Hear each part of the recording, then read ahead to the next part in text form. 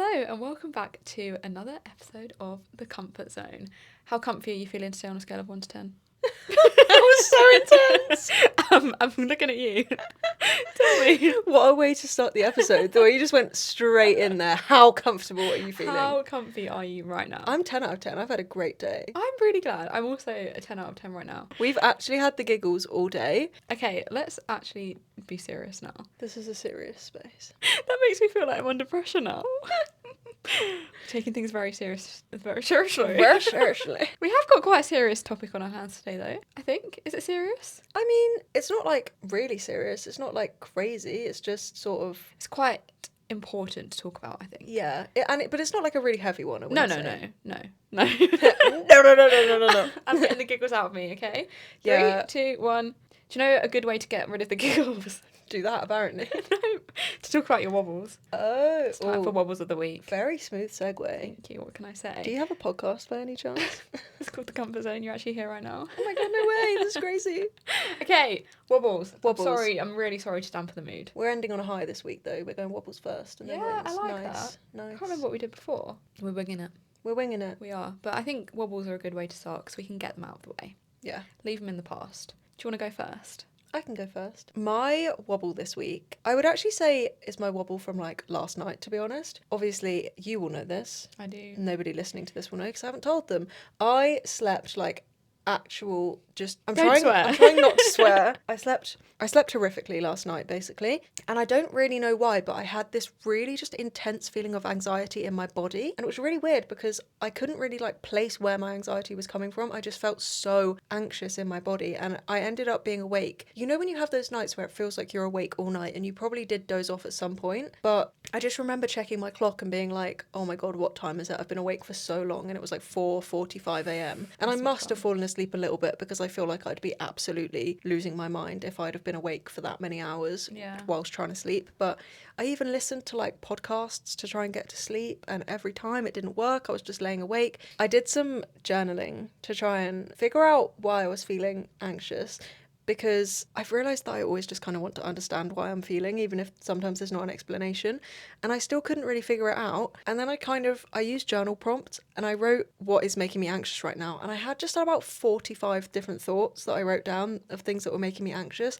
That you didn't even like realise in the moment. They were just all coming up. No, it just felt like this feeling in my body, and I'd had this sort of anxious feeling in my chest all night, like my heart and my chest.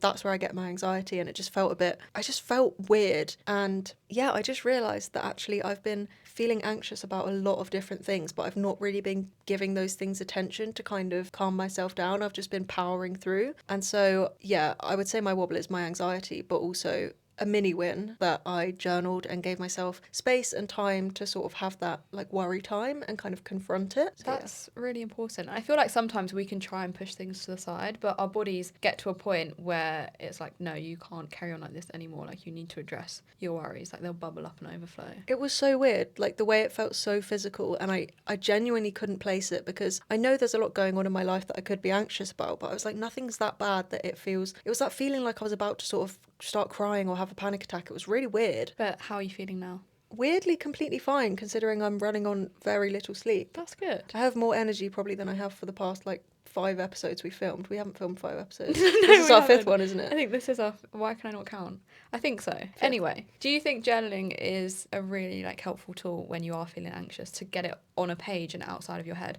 Because I don't really journal. I've spoken about this quite a lot. Like, I haven't really found it as helpful. Well, I haven't really tried properly, to be fair. That's not really giving myself any credit. But do you really recommend it? I feel like for me personally, it is really, really helpful. And I also do this thing where I write down all of my worries, and then sometimes I'll kind of put stars next to the ones which are in my control, and then I'll write next to them what I can do about that worry. And then if it's not in my control, I kind of tell myself that like there's no point worrying about it. So I do find it quite helpful. There's a lot of different journaling techniques. Maybe we could do a whole segment on that at some point. But yeah, it would be good for you to teach me, actually, because that, even hearing you put the star next to ones that you can do something about, that's already kind of blown my mind, because it really helps you put things into different categories and just pinpoint where that anxiety is coming from when you are in a state of, I don't know what's going on, I don't know why I'm feeling like this. Yeah, and also like sometimes when you're really checking in with yourself and being like, okay, what is making me anxious right now? There'll be things you didn't even realise. Yeah. I've been a lot more social. This is really off topic, but I've been a lot more social this year. And I realised that I've been getting really anxious that because I feel like I've been more myself around people and I feel like I've sort of unmasked maybe around people, I was getting this worry that all my friends are suddenly going to stop liking me, which, okay, that sounds so deep. And I know we've literally just started the episode, but I didn't even sort of realise that I was worrying about that until yesterday when I'd got all my other worries down. And then I was like, I still feel a bit anxious. What about? And then I was like, I have this fear,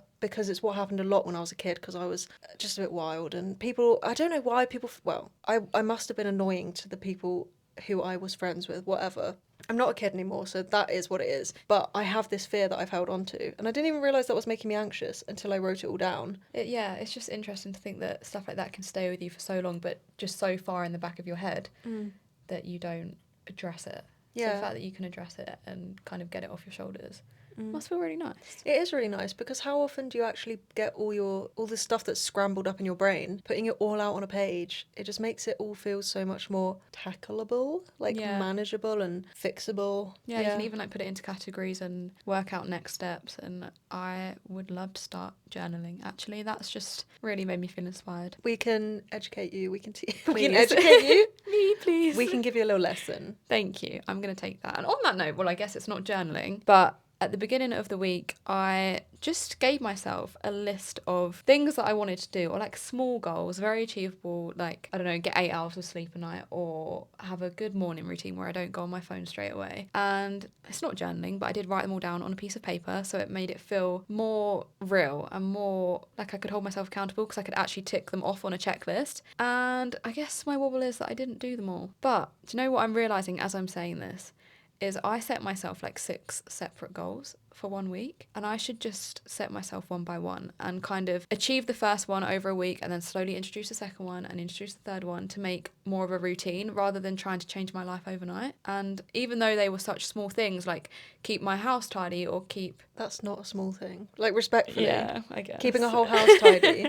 I guess, now you've said that, that actually makes me realise. I feel like there's all this pressure to be the most tidy, clean person ever. But when you're working a full-time job, or you're like doing loads in a week, it's just not that easy. Cleaning is a full-on like task. It could take like an hour or 2 hours. A day. Yeah, a day, every other day.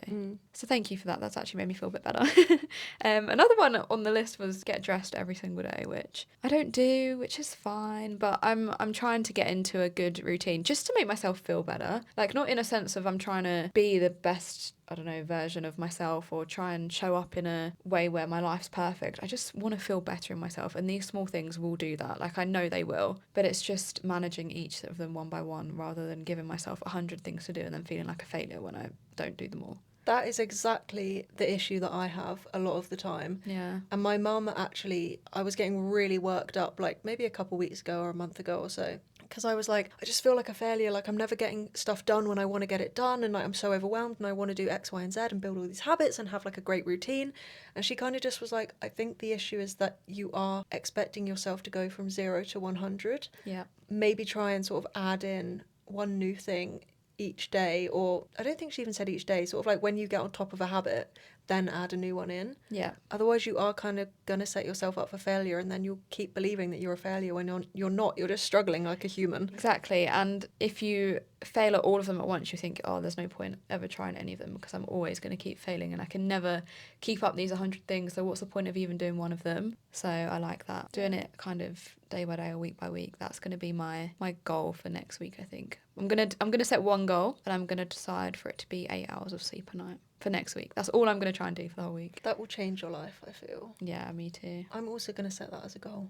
Let's do it. Yeah. Let's do it. Yeah. I believe in us. I believe in us. And wins. Wins. We have a joint win this week. We do, actually, yeah. Actually, I feel like this was... Oh, we spoke about this, actually, in the last episode? We did, because this was I'm just going to admit it. This is a safe space. I wanted to say no to this event. This is the event last week that I was like, I said no to something because it was out of my comfort zone, but you forced me out of my comfort zone, and it was the Spotify event. We went to a Spotify event for people with podcasts. Which is wild because our podcast is still a baby.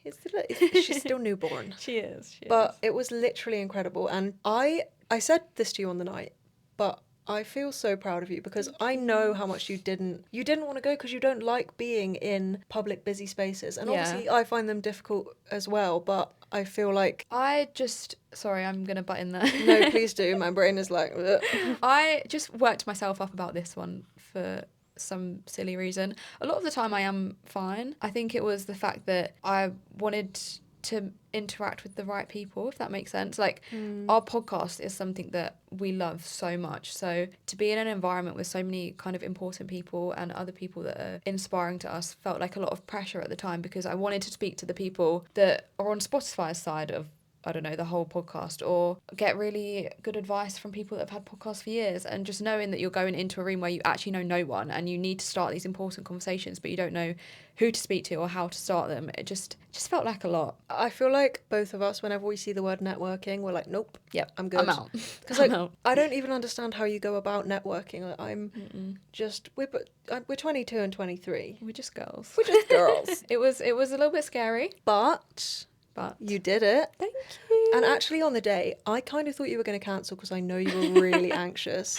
I bet you were waiting for a message like, actually, I'm not coming. I couldn't let you down like that. I couldn't. I would never be mad at you because I totally understand not being able to do things because of anxiety. But the fact that you were so anxious and you still came, and I could tell you were anxious. Oh my God. We met up at the train station and JC was like looking everywhere apart from at me, for me. And I had to literally get up in her face for her to notice that I was right in front of her. I was literally trying to message like, I'm here. And I was looking around because you said you were sat down somewhere and I was going like this, looking at my phone like, where is she? Where is she? And she literally went like this.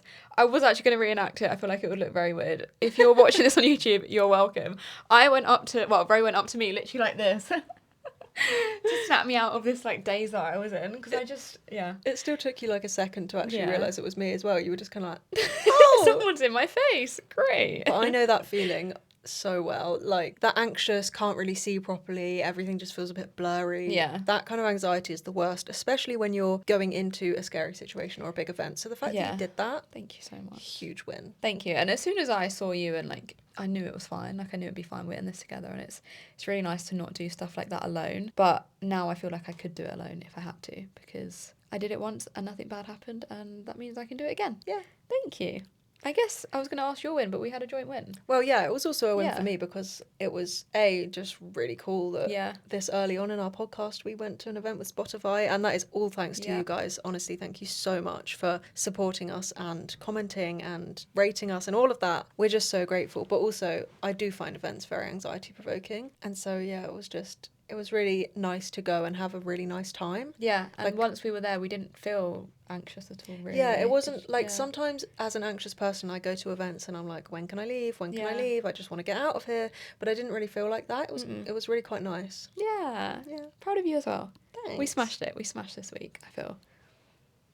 I get really nervous about high fives because I feel like I'm going to miss them. Every time I'm like, do you remember that trick where people told you to look at someone's elbow so you'd never miss a high five? Yeah. That's what I try and do because I get so scared about just going and missing.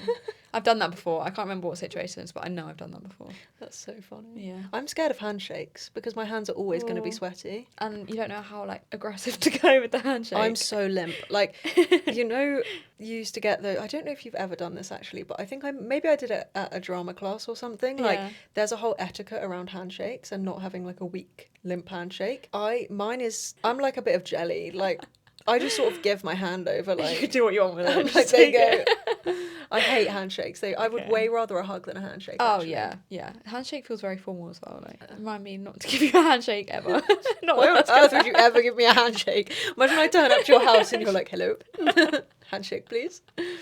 Oh, dear. Never happening. No. Never happening. On that note, this is not going to be as smooth of a segue, but we're going to jump into the episode. I'm disappointed after your really smooth last segue. I don't know, I'm trying to think of a good way to intro this, but I think we just have to jump into it. Yeah, jump right in. Should we do a 3, 2, 1? 3, 2, 1. Overconsumption! Oh, this week we're talking about overconsumption. Yeah, that's Yeah. what's on our mind, Yeah. in case you couldn't tell. Oh, it's been on my mind a lot, I have to say. I do have to say. Oh, it has. It has. Oh, it has. Especially because it was Black Friday. Was it on Friday? What's the Yeah. date today? Black Last Friday's Friday. literally just gone, but when you guys are watching this, it'll Yeah. be just over a week since well, it would have been Black Friday weekend a week ago. Yeah. And Cyber Monday. Yeah. So it's still very recent, and I'm still seeing a lot of Black Friday, what did you buy? Make the most of the sale kind of content on social media. And it really gets to me. It's very annoying, especially when you have any level of understanding of marketing and you know that they've literally upped their prices in the months before to then drop them to the actual price of the product to then tell you you're getting a good deal. Like, it's all just a scam, really. Yeah, I've literally experienced that myself. Like, I bought something on sale a few months ago and I went back to look at it on Black Friday and it was the same price that I bought it at a few months ago, but they'd put the original price as way more than it was a few months ago to make it look like it was 40% off when it really wasn't. Yeah. I feel like that should be illegal. It should. I honestly feel like marketing psychology is fascinating, but also makes you realise how unethical marketing and brands are, especially when you think about brands like, and I love ASOS, like I do shop at ASOS, I'm not going to pretend that I don't, but the fact that if you buy clothes on there on like a random Tuesday, you're probably going to be paying 25% more than you will when they give you the discount code, every Sunday night or whatever they have. They have these like set times that they send out discount codes. So wild. And it's just the full price of the clothes is never actually the full price of the clothes because there's always going to be a discount code you could get. Yep, and it's always, they send you a discount code like just after you've bought something as well to make you buy more, or they make you hit a certain price limit so that you can use the discount code, so you're actually spending more than you were going to spend, but you feel like you're spending less because you got a discount. It just really gets under my skin. We've had this discussion before because I'm the sort of person who would rather spend an extra £50 so that I meet the delivery checkpoint rather than spending like £3.95 on just getting it delivered. Literally. I just feel I get so mad about not getting free delivery that I will literally waste my money just to like get to a checkpoint. There's so much to get into. Before we jump into anything else, shall we talk a little bit about what overconsumption is for anyone that doesn't know? That's a good idea. I feel like it's quite a new term. Yeah, I feel like it's definitely become more spoken about recently, which is a good thing. Yeah, I really like that. So the idea of overconsumption is more or less just buying more than we need, or just consuming things like, I don't know, makeup or clothes, or it could be literally anything, to an excessive level. So like having 50 different lip glosses that you physically cannot get through before they expire, etc. It's sort of talking about the unsustainable side of shopping and marketing and the way we are all made to feel like we need so much to be happy, but actually it's just a marketing ploy to get us to spend our money. I don't know if I'm right about this, but I feel like overconsumption has got worse in the last year. And what I mean by that is that I have noticed more and more things are sold out. And I feel like it's being manufactured that way. I feel like there's a kind of scarcity mindset tactic going on, especially with companies who put the kind of like selling fast, nearly sold out, this is the last one available on their website. Because I feel like things never used to sell out this quickly, but now there's this pressure to buy things really quickly. It's funny you say that because I've noticed that as well. And definitely with things selling out so quickly and being the first to buy them when they're back in stock to make sure you never miss out again. Because it's that whole sense of, if I don't get this one thing, I'm going to regret it forever, even though you wouldn't. And also I feel like even if the thing isn't nearly sold out, or you know that it's not going to sell out really quickly, in the back of your mind is always, oh, but I really like this, and imagine if I come back on the app and it's sold out. Yeah. And then you feel the urge to buy it there and then because they've got you into this mindset of like, all of our stuff sells out really quickly. Even if it doesn't, they're just making less of it, or they're just putting less on the website for you to buy. Sorry, it's raining, which is quite nice because it's making us feel a bit more comfy, but if you can hear that, sorry. If you can hear a pitter-patter, that is the rain on the roof. The rain. But yeah, everything you said, completely agreed. And especially with TikTok, and if one video goes viral about a product, that's it. It's out of stock for months. So as soon as you see it, you have to buy it. And that even leads on to like buying fakes of stuff, or like dupes, or stuff on websites that are a little bit suspicious. Like there's so many ways that people get us to spend money, and it is this whole either scarcity mindset or just virality on TikTok and even TikTok Shop. TikTok Shop is one of the most annoying things to me. I understand the concept of it. I understand the point of it. I like that if you are sharing a product that is genuinely meaningful for you, people can then buy it. But I'm literally just bombarded with, so I bought the viral hoodie and now I need it in 45 different colours because I love it so much. And it's like 100% polyester, worse quality than Shein, and it's going to fall apart in about 3 weeks.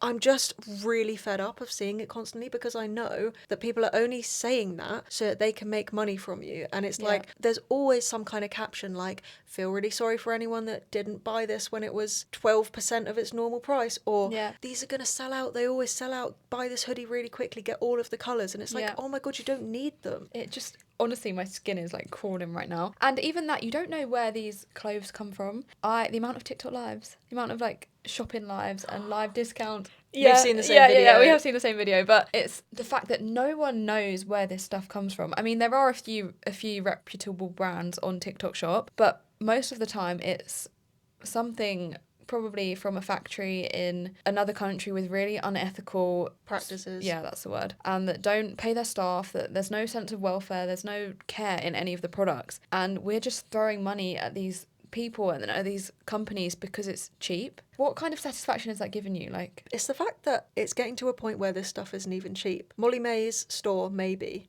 The controversy around that, because she has released things that are high-end prices, and I was about to say the ingredients. Ingredients of the clothes.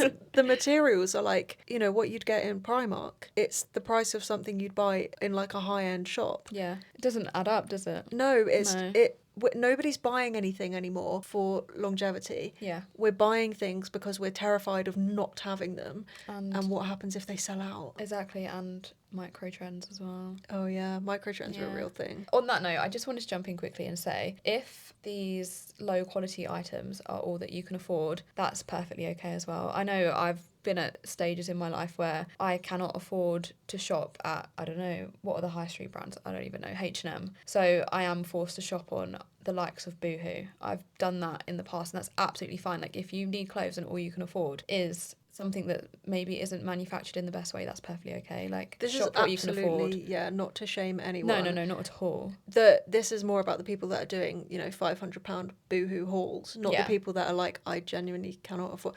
But Exactly. also, you know, I feel like we can't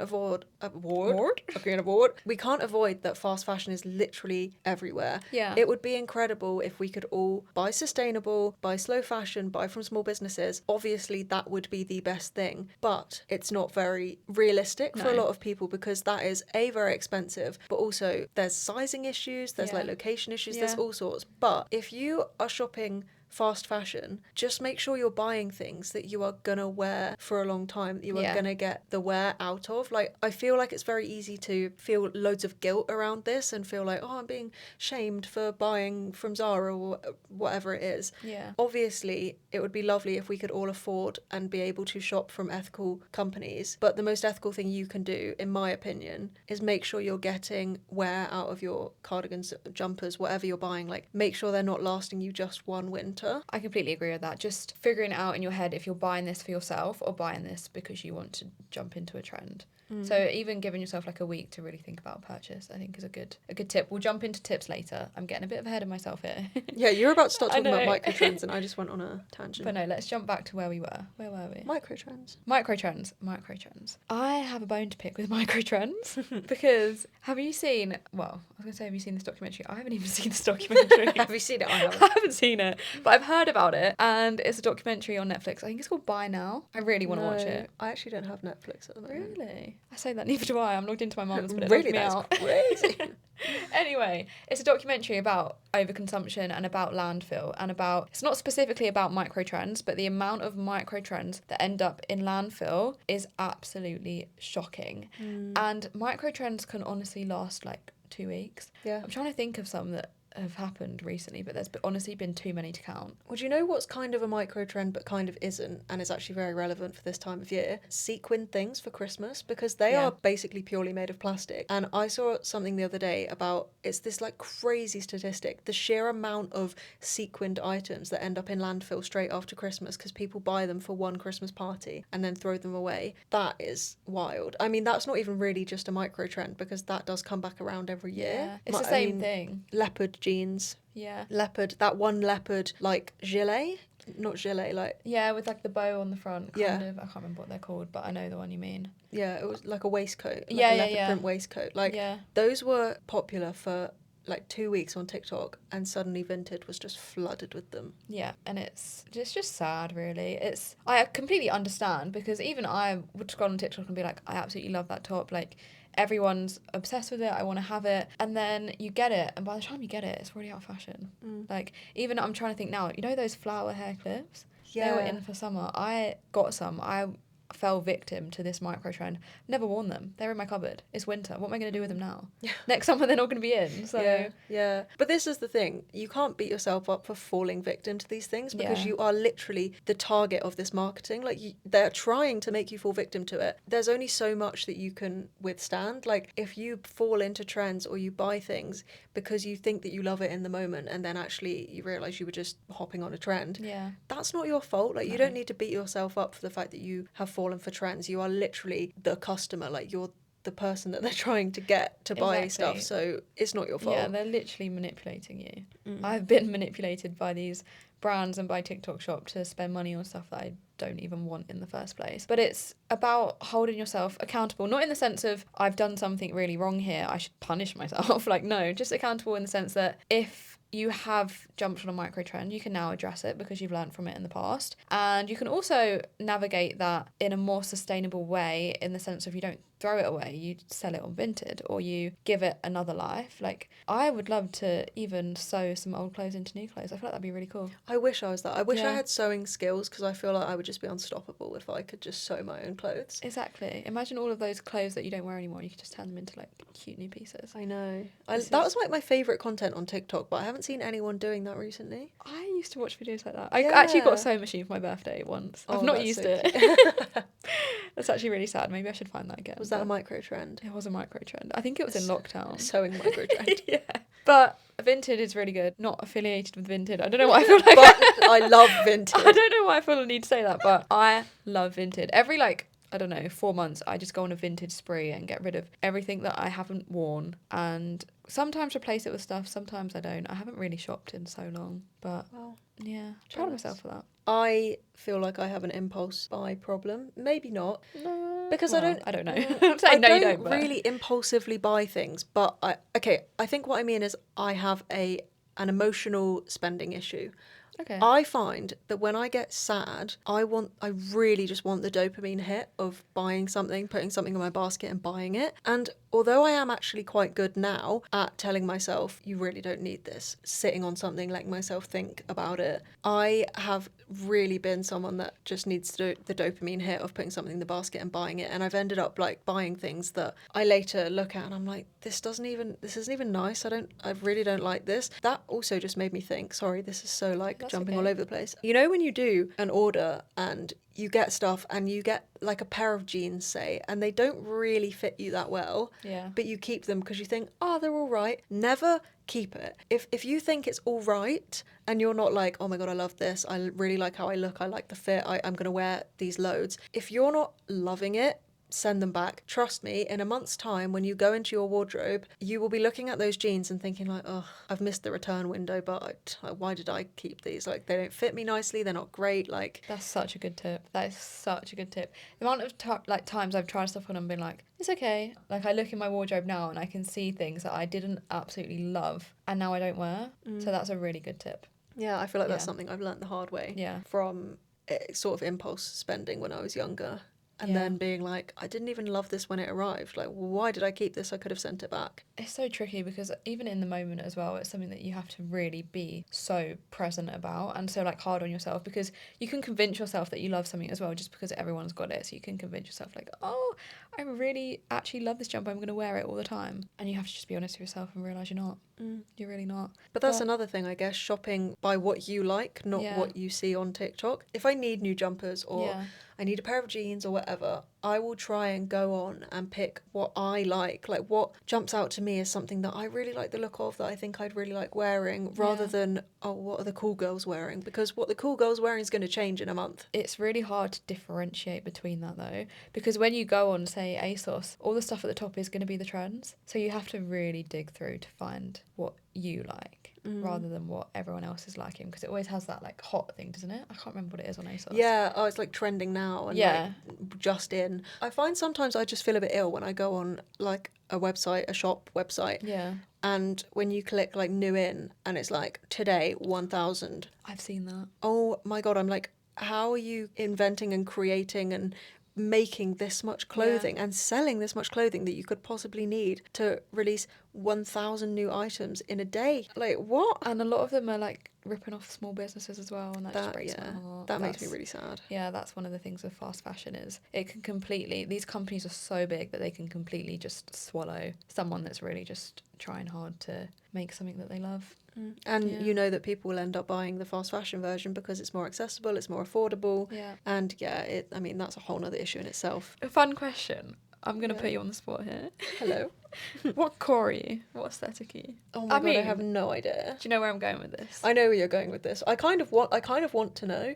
Like, you know when Spotify gives you your thing at the end of the year and it's like, you're a coastal pink pop princess. Like, I'm obsessed with that kind of thing. I want the words. It is fun. It's fun to give yourself this, like, it feels like an identity. Like, you have this group of people that you know you can relate to. But also where I was going with this is there are so many cores and aesthetics that you probably don't even know which one you fit into, because one day you'll be clean girl and then the next day you're going to be granola girl. But wait, do you want to be coastal grandma or do you want to be electric? Sorry, grandma? do you know what I'm just electric.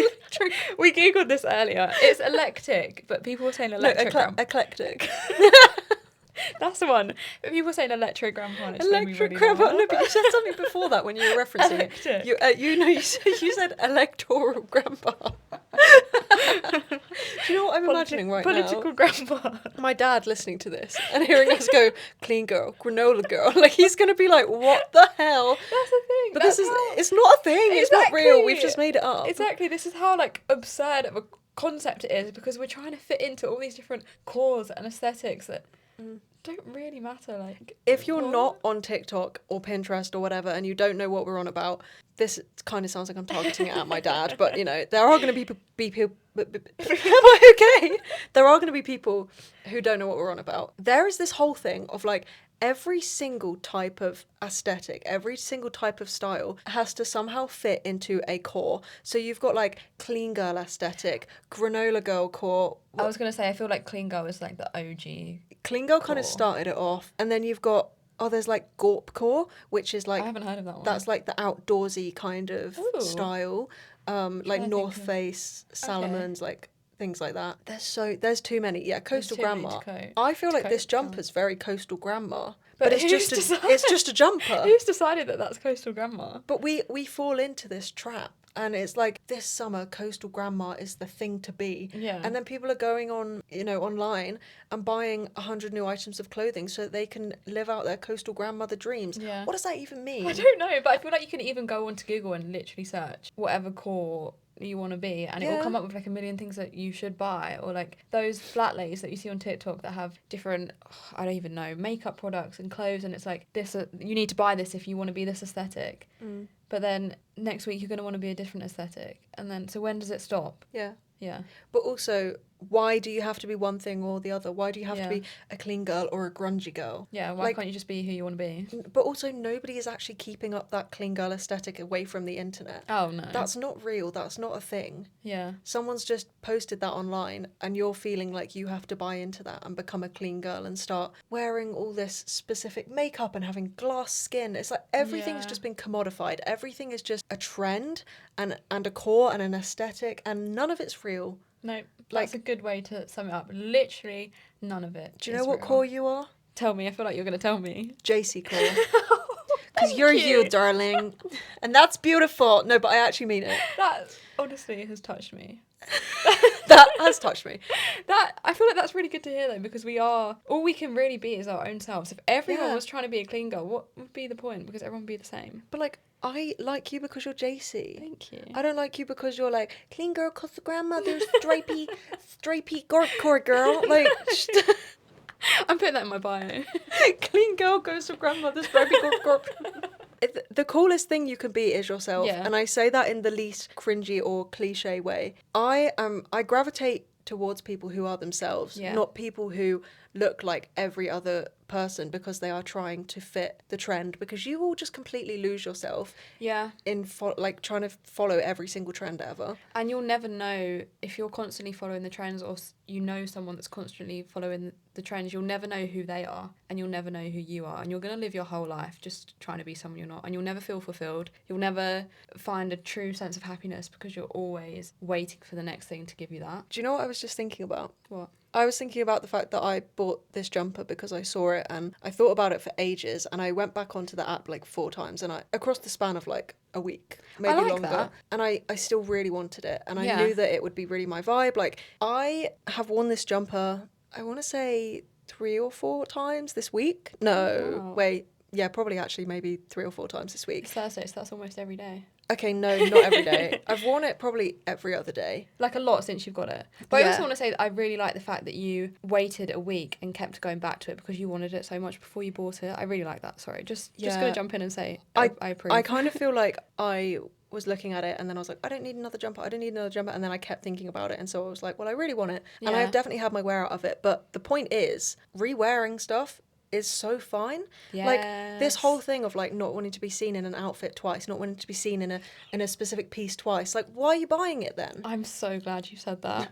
I'm so glad you said that, because I used to be in such a weird headspace around that. Like, I couldn't wear the same thing twice in a video, but then what's the point of having a piece of clothing if you can't wear it more than once? Because what, you're going to throw everything in the bin every time you wear it? Just doesn't make sense. Clothes were not made to be worn once and then thrown away. I was looking at your page, not stalking you, but I was just watching your video. We were talking about an Yeah. ad that I did on TikTok, and Yeah. you saw it, and I literally was wearing the exact outfit that I'm wearing right now. But I in love there. that when you love a piece of clothing so much that you want to wear it all the time. Like, there's no shame in re-wearing outfits. No shame.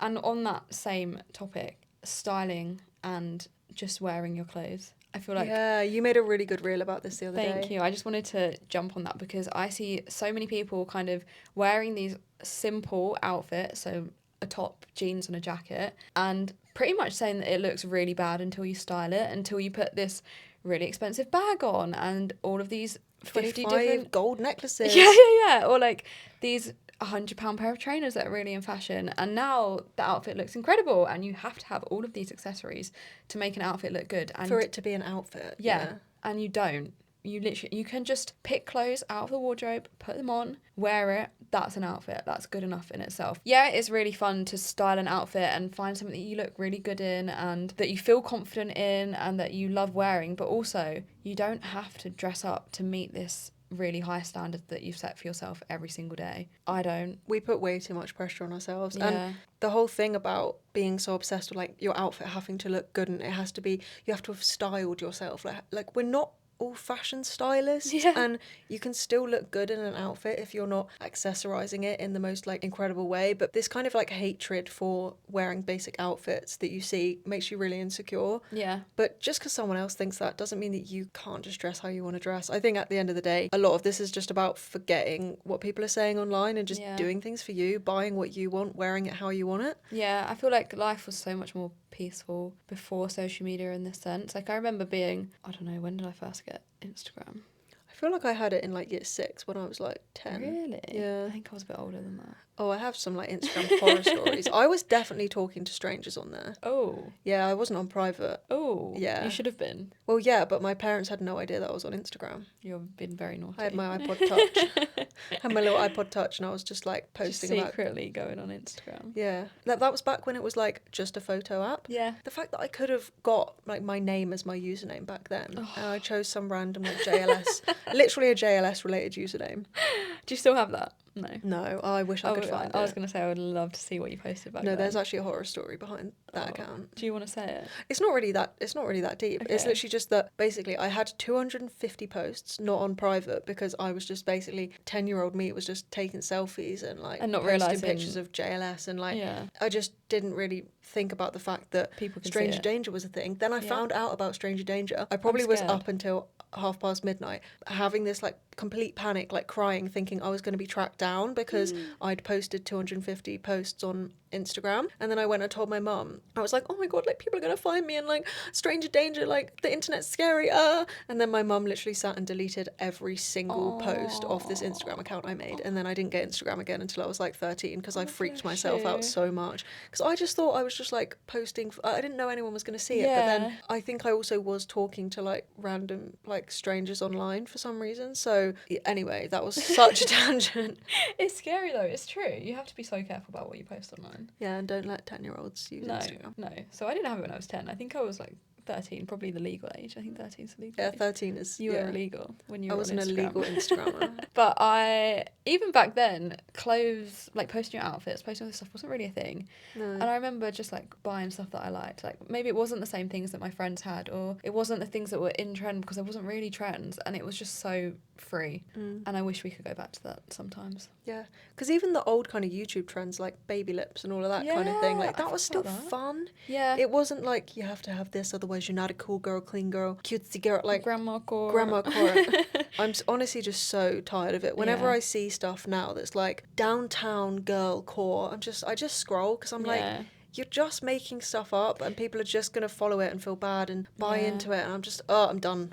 If anything, I just laugh at it now because I'm like, it's actually quite sad to be stuck in this whole idea of that you're just trying to please everyone apart from yourselves. Like people are saying they fall under these categories just so they feel like they can relate to other people. That makes it seem like quite wholesome in a sense. Like at least if you do identify with a core, like it's really nice that you can find people that also feel the same. Yeah, Maybe it's as good long as you're not community. feeling pressured and Yeah. then not letting yourself explore anything else that you like because you're like, this doesn't fit in with the clean girl Yeah. aesthetic. Like my outfits are all so different Yeah. that they probably are about 800 different cores. Yeah. Like none of them fit into one aesthetic because I just pick what I like, and that's Yeah. not a really rigid like specific thing. On the topic of all of these different cores and aesthetics, I have seen so many gift guides on TikTok about what to get the clean girl for Christmas, what to get, I can't even think of another core. The coastal grandmother. Yeah, what to get her for Christmas. And these gift guides are full of, honestly, 20 to 50 different items that identify with this specific aesthetic. And you have to have this item to be this type of girl. And it's just frustrating. I understand it in a way. Like, I get that it feels really nice to be part of something and it feels cute to, like, curate your life and have Yeah. all of these things fitting into this, like, aesthetic that you want. But it just adds so much pressure to Christmas when you're seeing these, like, gift guides constantly and it's like what to ask for or what to buy people. And nothing's ever very cheap on there. It's always, like, expensive stuff. I watched a gift guide the other day and it was like a Dyson Airwrap or like something that was like £400 to £500, and I've never spent that much on anyone at Christmas. And then it started making me feel really inadequate for not getting these extravagant gifts for people, because at the end of the day they make it feel like the amount of money you spend is how much you love this person. Like the more money Yeah. you spend, the more you care about them, which is absolutely ridiculous. Like Yeah. the two do not equate to each other at all. But you do not have to spend all of this money on these, what's the word, superficial objects. I feel like the Christmas gifts that I've loved the most have been the stuff that actually doesn't cost money. Yeah, or the stuff that's just really thought out. I also feel like, I'm sure for some people, and I know when I was younger and I didn't have any of my own money, I did use Christmas as a time to get things that I needed that I didn't have money to buy. But as I've gotten older and I've started earning my own money and, you know what I need, know what I want, I just feel so much guilt actually asking my family to spend money on me when I know it's stuff that I don't need. But I feel like the Christmas wish list thing kind of makes you feel like you have to be asking for things because this is your chance to get things for Christmas. My Christmas list this year is literally one thing, and this is not me trying to brag and be like, I'm so minimalist, and like, it's literally because I've got so much stuff that I don't need anything more, and I've come to the realization, because I've been moving, like, and I've packed all my stuff into boxes, and I just have too much stuff. I've just come to the realization that, yeah, I have too much stuff, and I don't want to stuff for the sake of having stuff. So my Christmas list this year is literally a £20 portable charger, because it's something I really need. Yeah.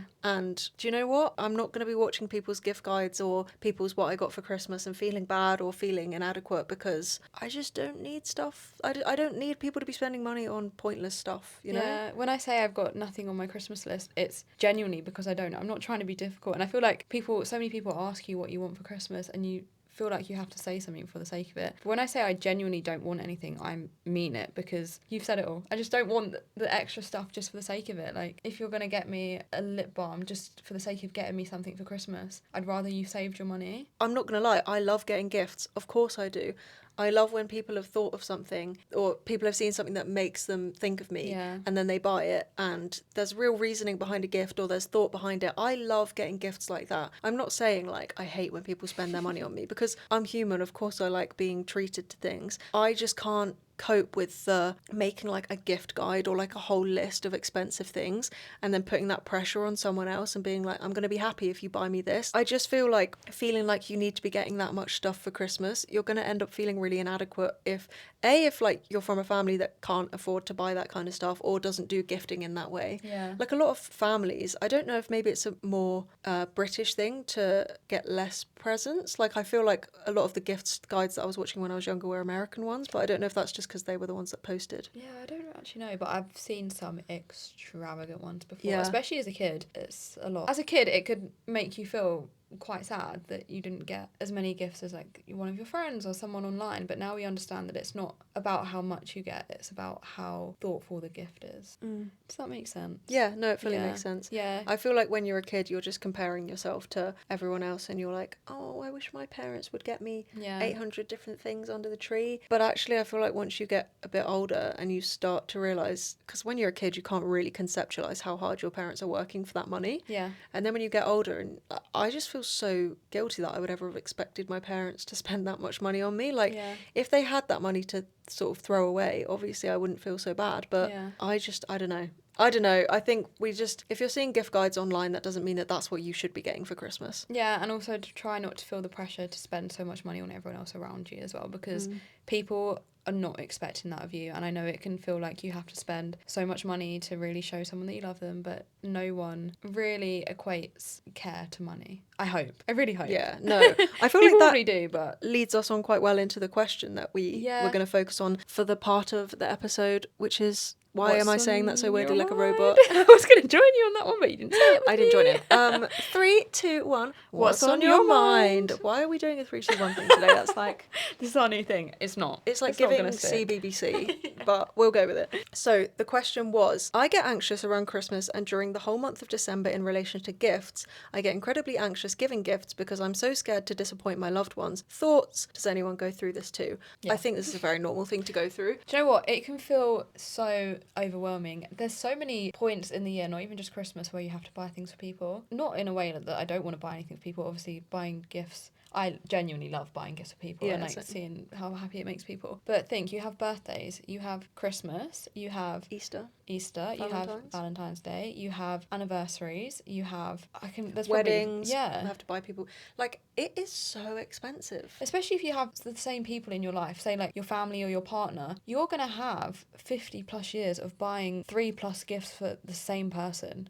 every single year. How do you have that many things to buy for someone? Yeah. Just blows my mind. I think about that a lot because it's getting to the point, even now, like, where I don't know what to buy my boyfriend anymore because we've been together for 3 years, and it's like, okay, we have everything. Like, I'm not going to buy you something for the sake of it, but I want to buy you something because I care about you. But Christmas genuinely is not about the amount of No. money you spend on other people. You do not need to be feeling guilty or inadequate or worried or stressed because people have made you feel like Christmas is only good if you're making other people like over the moon with extravagant gifts. You can buy them or make them whatever you can afford, whatever you want, whatever you think they will like, and it can be the smallest thing. It doesn't have to cost much at all. It doesn't have to cost anything. You could Yeah. literally just make something, bake something, draw them something. Like, there's so many things you can do that will be a meaningful gift, and that person will love it. Like, no, they're not going to judge you on how much you spent on them, and if they do, I feel like I say this a lot, I'm like, and if they do judge you, get rid of them. they're not a nice person, but it's But true. what sort of like good person or nice person would be upset at somebody else Yeah. because they didn't spend a lot of money on them? I would be so much, obviously I'm grateful for any gift that anyone gets me, but I would be really happy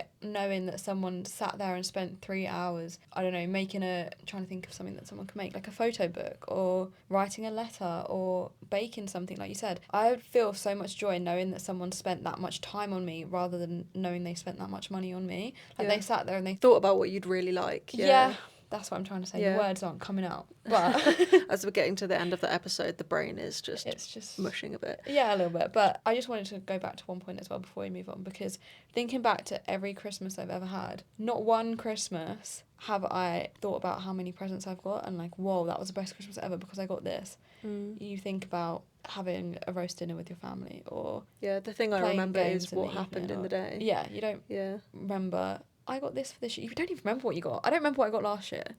I just remember having a really lovely day with my family. Moving on. Do you know what I also think? And this is maybe a bit, I don't know. I feel like maybe I'm going to regret saying this as soon as it comes out my mouth. I'm nervous. But I feel like part of the reason that I have so much guilt about people spending money on me now is because I have seen the influencer world. And I know that these companies send out this stuff for free just like it's nothing. Yeah. Like, they will send out these really giftable items, like things that I would have put on my Christmas list, literally for free. And the thought of somebody spending their hard-earned money on something that a brand has the money to just be, like, dishing out to everyone who might not even want it, like, overconsumption in the influencer world is a whole thing. Yeah. I feel like maybe that's part of the reason that I see things differently now, is because I'm always thinking about actually what the money that these brands have and how a lot of the products surely can't really be worth what they're selling it for. I was going to say the profit margins on products are just absolutely out of this world. The fact that they can give so much, and they give so much away. Like, I don't even know how much they give away, and I know they give away a lot. So it's just, you can't even conceptualize it. But they are still making millions and millions of pounds of profits when they're throwing stuff essentially down the toilet. Like, I see people on TikTok every day, like, PR haul, I just got home to like 30 boxes of PR, and it's wild. so much PR. And obviously, if you're going to be offered free stuff, you're going to say yes. This is no hate to them at all. But the idea of someone spending their hard-earned money on something that is just being dished out to people constantly for free, I don't know. I think there's something in my brain that's just like, ew, I can't allow people to spend their money on things that I know people are just getting for free. Yeah. Which I mean, that's a whole different thing, but I actually think that's where the influencer kind of PR world goes wrong, because I don't think PR companies really realise how it seems to like normal people. Yeah, I get that. I remember when I was like 15 watching, we've spoken about this before, watching whoever was big on YouTube at the time and how they'd get all of this free stuff, and I'd be sat there thinking, right, they have so much money, influencing is their full-time job, they have these incredible lives and these massive homes, and brands are sending them really expensive stuff for free. I'm sat here, I have no money, I'm in my small bedroom in my family home, and I have to pay £100 to get this same thing. What makes them more deserving of it than me? Surely brands would give stuff for free to people that can't afford it, rather than giving stuff for free to people that can afford it. Yeah. And obviously it makes sense now, like the brands see it as PR, marketing and they'll get posts out of it and make more sales out of it. But from someone that had no money growing up, it just felt really, not insensitive, I don't know the word, but no, it felt very wrong. Like, I don't know, like Hunger Games vibes. Like, the people that are rich just keep getting richer, and the people that can't afford it are the ones that have to buy the product. Yeah. Like, and I still feel like we both turn down a lot of PR, and we definitely don't get PR in the way that Oh no. other influencers get PR. And again, this is no hate to them, because Yeah. if we could have got it for free when we were like, when I was watching Zoella, if somebody would have offered that stuff to me, I'd have Yeah. been like, hell yeah. Yeah.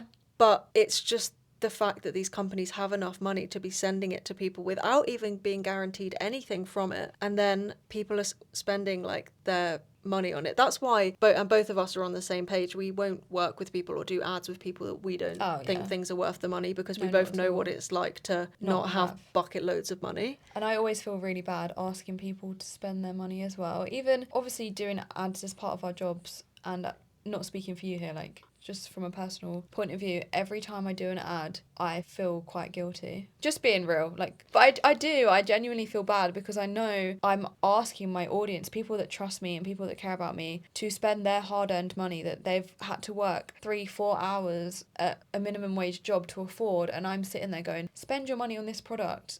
But I don't think you need to feel guilty for that, because I know you and I know what you turn down, and I know that you only work with brands that you actually think are worth the money. Exactly. That's why deep down I know it's okay, but even if it's something that I absolutely love, I just still feel bad, because I just don't like things being pushed down people's throats and people feeling that they have to use this certain person's code and buy, I don't know, just it's all a bit icky. I mean, it's I totally our jobs, get it. yeah, but it's just a bit icky. But in the whole sense, it's so loud. I know the wind is going absolutely crazy. I don't know if they'll be able to hear it. But hopefully not.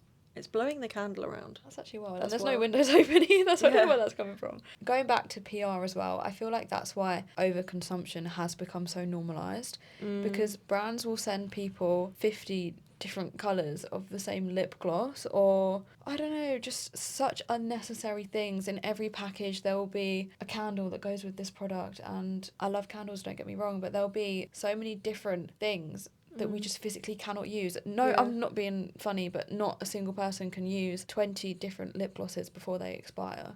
Like, it's just impossible. And like, brands will send people hair products for hair types that are completely different to their own, or oh my god, yeah, I received something, because also sometimes companies send you stuff without you saying yes, which I have a real issue with sometimes, because sometimes it will be things that I then have to like give to a charity shop, and I don't want that to then end up in landfill. I would probably have never said yes in the first place, but I've taken myself off any of those lists, and I am so incredibly grateful to receive any PR that I do. But like, I received PR for, it was this specific hair product for people that had dyed hair, and I've never dyed my hair in my life, and then I obviously gave it away to someone in my life that would be able to use it, which is also a really lovely thing to be able to do. We but are very lucky, and it's just grateful. Like the fact that the companies have enough money to not even ask makes me feel sick. But obviously, like, that's me going quite off topic from the question. I brought all like PR stuff into this, but no, but it's true. It just normalizes the fact that people think they have to have 100 different things of the same thing, because all the influencers have it, and influencers are cool, and etc, etc, etc, but it's just not normal. The amount of stuff that influencers have is not normal. Nope. And you don't need to try and live like an influencer, because that would be really expensive, because they're getting it all for free. Exactly. And if they're not getting it for free, they're probably making money from posting about it. Yeah. So stop trying to live like an influencer, because you'll end up bankrupt. Yeah. And on that note, we were going to give you our top tips around overconsumption from two girlies who defo still fall victim to the trends. We still... sometimes guilty. Yeah, we still, like, we are human. We are the ones that are meant to be targeted by marketing, and we do fall victim to it sometimes. But we have both learned things along our kind of journey away from overconsumption. Yeah. First top tip? Am I going first? Yeah. Okay, my first top tip would be to make a list of everything that you think about buying. You scroll past something on TikTok, you think, oh, I want that. Add it to a list on your phone. Go back to this list,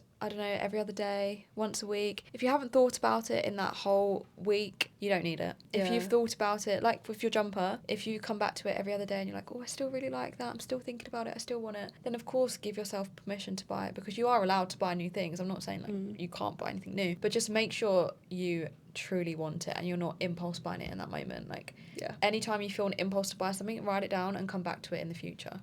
That would be my top tip. My top tip, number one tip. One thing that I try to do sometimes, not always very good at it, but I think it's a good thing to stick with if you can. Yeah. If you are going to buy new clothes, sell some old ones first. Like maybe if you're buying 2 new things off Hollister, sell 2 things before you buy them, so that you aren't ending up with loads and loads of clothes in your wardrobe that you're not wearing. Because there's really good apps out there, like obviously Vinted, Depop's now got no fees, eBay's got no selling fees either. There's so many places that you can give your clothes to a new home. Someone will be able to wear them who will actually love them and get the wear out of them that they should get, and it just means that you can make a little bit of money. And I also think it makes you more conscious of what's in your wardrobe, because if you're constantly clearing out when you're adding new things, you're aware of what you've already got in a way that you wouldn't be otherwise. Yeah, because you can sometimes end up buying some things that are very similar because you don't even realise what you have. So I really like that. I try and do that quite a lot. If I haven't worn something in the past like 6 months, I'll try and sell it. On that note, tip number 3, if you want to buy something new, maybe try looking for it on Vinted first.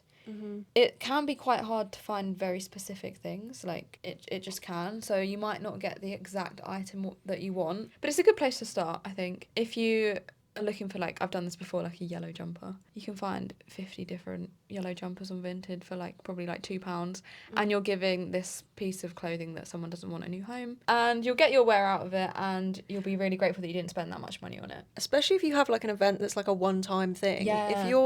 If you've got a dress code that you're never going to rewear, then why not get it secondhand? A lot of the time it's as good as new, and you really don't need to worry about anything. Exactly. It's actually I used to be so scared of vintage because I thought I was just going to get scammed, but I think it's impossible to be scammed on Vinted. Touch wood, I've never been scammed. I think it is possible. I think people will claim that like you haven't sent their item or stuff, but it doesn't happen very often, and there's always ways around it. So recommend Vinted. Also recommend renting from places like Buy Rotation, or is it called Her? I've never used Her, HURR. I've looked on there. I've never used it, but I've looked. But I have used Buy Rotation, and I think even maybe Selfridges you can rent from now. Just if you've got a big occasion like a prom, a wedding, whatever, why not rent your dress? Because you're never going to wear it again. You're not going to look at it like sometimes you want to get things for sentimental value, like you can look in your, obviously not your own wedding, like I mean like going to another person's wedding, but with my prom dress I was like imagining that I would get a prom dress and keep it and always look at it and be like, oh, that was my prom. You'll never do that. It will get eaten by moths in your wardrobe. Like just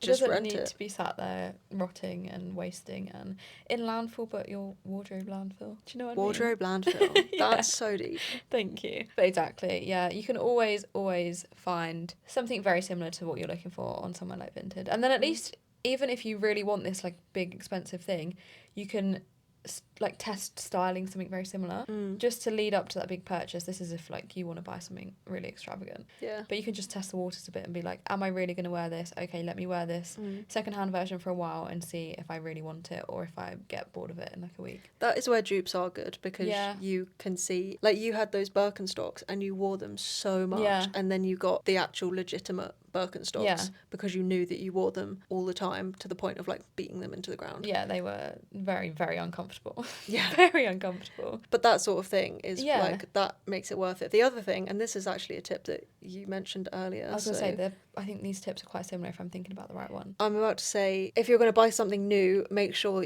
you can envision it in like 3 different outfits. I think that's really important, because the amount of times I've wanted to buy like a jumper to match a pair of shoes, or you know like the Sambas and Gazelles, and they're 50 million different colourways, and the whole thing about sandwiching your outfit where you have to have your shoes matching your jumper, but then you buy the shoes and then you only have one green jumper to wear with the shoes, and then you can only wear the shoes with that jumper, and then you don't want to outfit repeat, and then you have to buy more in that colour.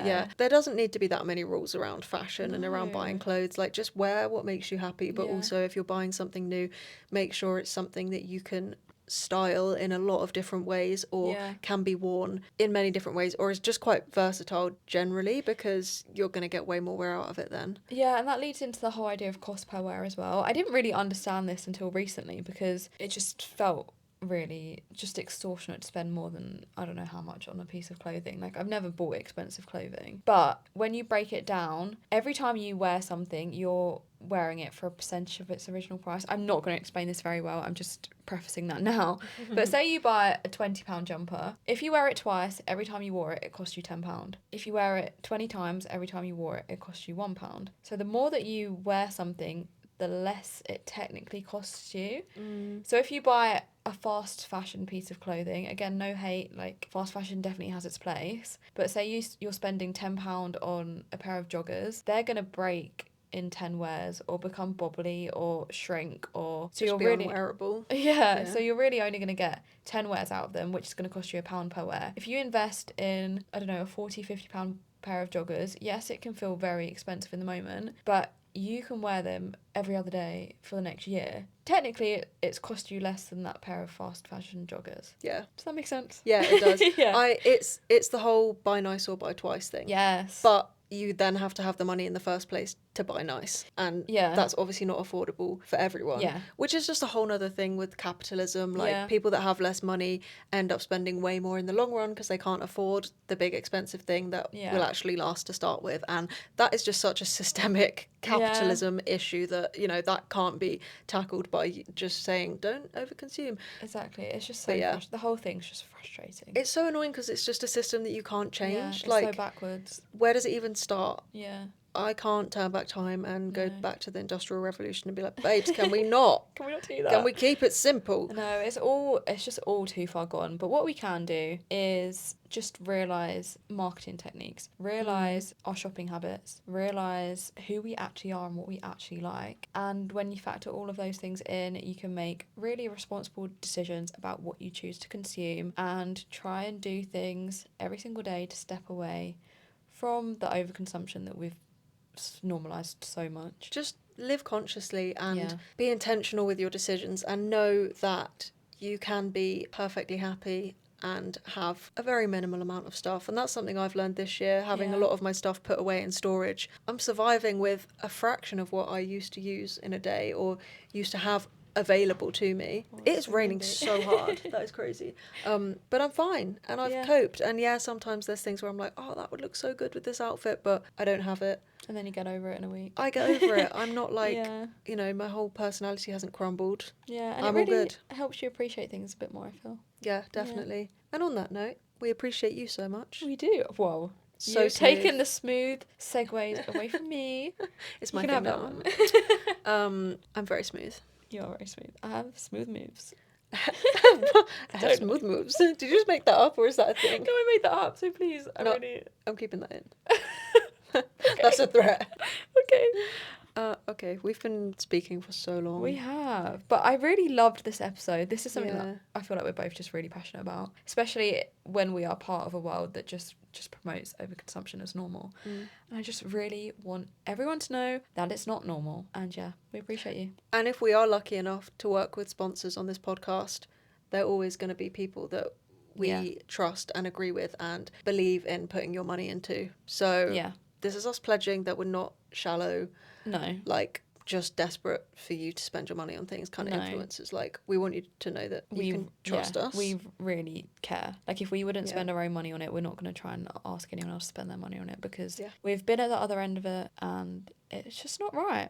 It's just No. not right. Doesn't stick with our morals. Yeah. Yeah. Ethically, not a fan. No. But ethically a fan of you. Whoa! I feel like Ant and Dec right now. Like, I feel like I'm that level of cheesy, like, presenter mode. You are so good. Thanks. New career pending. We appreciate you. We love you. We thank you so much for watching. We hope you enjoyed this episode. We would love to hear your thoughts on overconsumption. We want you to know that it's okay if you have overconsumed. We're not trying to make you feel guilty. There's no pressure. Live your life. But we would just love to hear your opinions on the subject. Yeah, please comment down below and please follow us Yeah. on Spotify, subscribe on YouTube, Yeah. put the notifications on. Please. But if you don't, we'll be here every Sunday. We so. will every single Sunday. And comment join your us. wins and wobbles as well. Yes. Yeah. We'd Yeah. love to know what you've been up to recently, what's been getting you down, celebrate your wins with you, let you know that you're not alone, ever. Yeah. We're And here. just generally thank you because we love you lots. We do. And we hope you have a lovely, restful week. And we will see you next Sunday. Bye.